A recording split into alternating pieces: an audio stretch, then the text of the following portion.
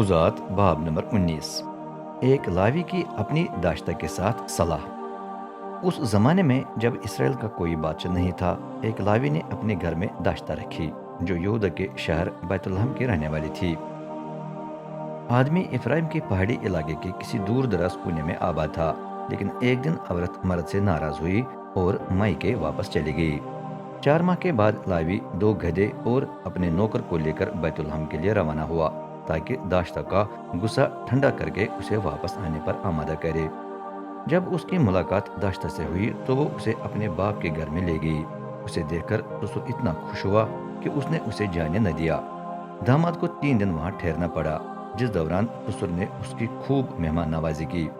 چوتھے دن لاوی صبح سویرے اٹھ کر اپنی داشتہ کے ساتھ روانہ ہونے کی تیاریاں کرنے لگا، لیکن سسر اسے روک کر بولا، پہلے تھوڑا بہت کھا کر تازہ دم ہو جائے پھر چلے جانا۔ دونوں دوبارہ کھانے پینے کے لیے بیٹھ گئے۔ سسر نے کہا، برائے کرم ایک اور رات یہاں ٹھہر کر اپنا دل بہلائیں۔ مہمان جانے کی تیاریاں کرنے تو لگا، لیکن سسر نے اسے ایک اور رات ٹھہرنے پر مجبور کیا، چنانچہ وہ ہار مان کر رک گیا۔ 5ویں دن آدمی صبح سویرے اٹھا اور جانے کے لیے تیار ہوا۔ سسر نے زور دیا، پہلے کچھ کھانا کھا کر تازہ دم ہو جائے، آپ دوپہر کے وقت بھی جا سکتے ہیں۔ چنانچہ دونوں کھانے کے لیے بیٹھ گئے۔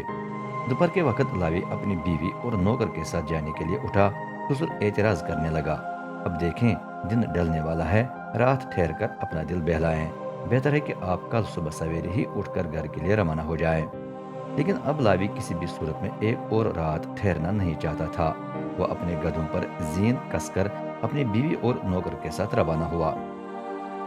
چلتے چلتے دن ڈھلنے لگا۔ وہ یبوس یعنی یروشلم کے قریب پہنچ گئے تھے۔ شہر کو دیکھ کر نوکر نے مالک سے کہا، آئیے ہم یبوسیوں کے اس شہر میں جا کر وہاں رات گزاریں۔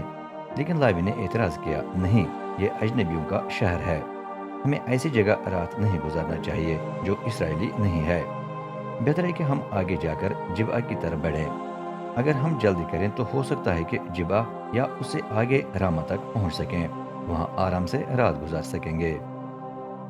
چنانچہ وہ آگے نکلے۔ جب سورج غروب ہونے لگا تو وہ بن یمین کے قبیلے کے شہر جبا کے قریب پہنچ گئے اور راستے سے ہٹ کر شہر میں داخل ہوئے، لیکن کوئی ان کی مہمان نوازی نہیں کرنا چاہتا تھا، اس لیے وہ شہر کے چوک میں رک گئے۔ پھر اندھیرے میں ایک بوڑھا آدمی وہاں سے گزرا۔ اصل میں وہ افرایم کے پہاڑی علاقے کا رہنے والا تھا۔ وہ جبا میں اجنبی تھا کیونکہ باقی باشندے بن یمینی تھے۔ اب وہ کھیت میں اپنے کام سے فارغ ہو کر شہر میں واپس آیا تھا۔ مسافروں کو چوک میں دیکھ کر اس نے پوچھا، آپ کہاں سے آئے اور کہاں جا رہے ہیں؟ لاوی نے جواب دیا، ہم یہودا کے بیت الحم سے آئے ہیں اور افرایم کے پہاڑی علاقے کے ایک دور دراز کونے تک سفر کر رہے ہیں، وہاں میرا گھر ہے اور وہیں سے میں روانہ ہو کر بیت الحم چلا گیا تھا۔ اس وقت میں رب کے گھر جا رہا ہوں، لیکن یہاں جبا میں کوئی نہیں جو ہماری مہمان نوازی کرنے کے لیے تیار ہو، حالانکہ ہمارے پاس کھانے کی تمام چیزیں موجود ہیں، گدھوں کے لیے بھوسا اور چارہ ہے اور ہمارے لیے بھی کافی روٹی اور مائی ہے، ہمیں کسی بھی چیز کی ضرورت نہیں ہے۔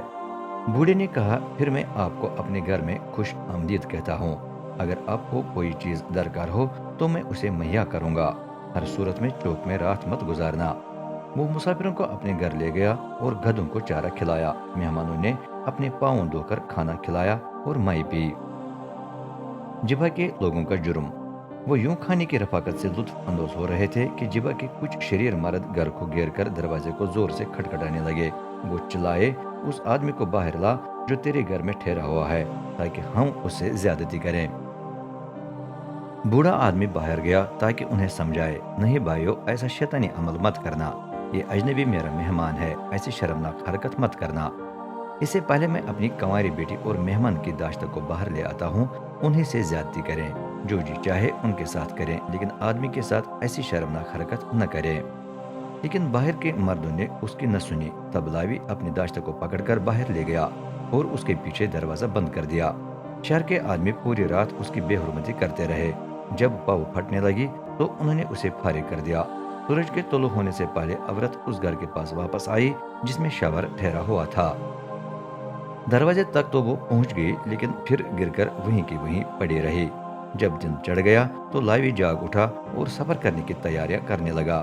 جب دروازہ کھولا تو کیا دیکھتا ہے کہ داشتہ سامنے زمین پر پڑی ہے اور ہاتھ دہلیز پر رکھے ہیں۔ وہ بولا اٹھو ہم چلتے ہیں، لیکن داشتہ نے جواب نہ دیا۔ یہ دیکھ کر آدمی نے اسے گدھے پر لاد لیا اور اپنے گھر چلا گیا۔